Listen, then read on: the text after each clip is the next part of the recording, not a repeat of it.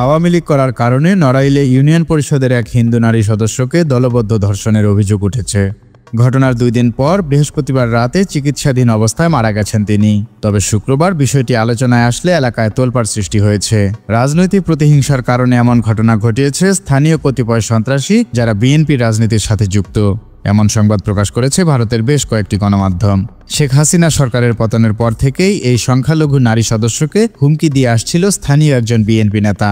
স্বজনদের দাবি, মাইজপাড়া ইউনিয়নের সংরক্ষিত নারী সদস্য বাসনা মল্লিক মঙ্গলবার বিকাল 5টার দিকে টিসিবির মালামাল নিয়ে বাড়ি ফিরছিলেন। পথিমধ্যে পাওনা টাকার জন্য রাজিবুল নামে এক ব্যক্তি ফোনে ডেকে নেন তাকে। এরপর মাইজপাড়া মাধ্যমিক বিদ্যালয়ের সন্নিকটে দৌলতপুর গ্রামের মুক্তার মোল্লার বাড়িতে থাকা রাজিবুলের কাছে গেলে কয়েকজন তাকে গণধর্ষণ করে।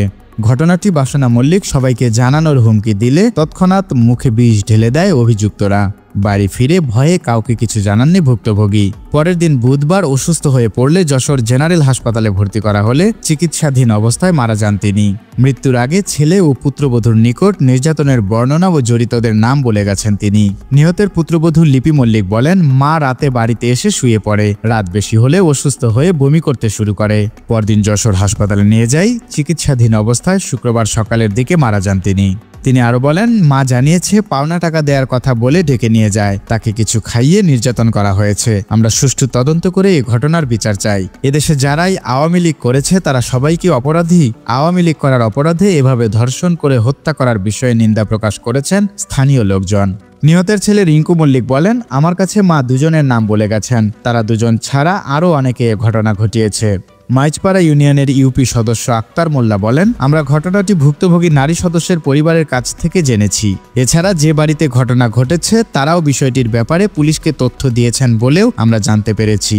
বিষয়টির তদন্ত করে দোষীদের বিচারের আওতায় আনা উচিত বলে মন্তব্য করেন তিনি।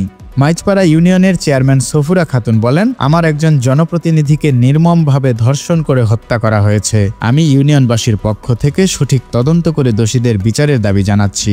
সদর থানার ভারপ্রাপ্ত কর্মকর্তা ওসি সাজিদুল ইসলামের কাছে জানতে চাইলে তিনি বলেন, একজন ইউপি সদস্য যশোরে মারা গেছেন।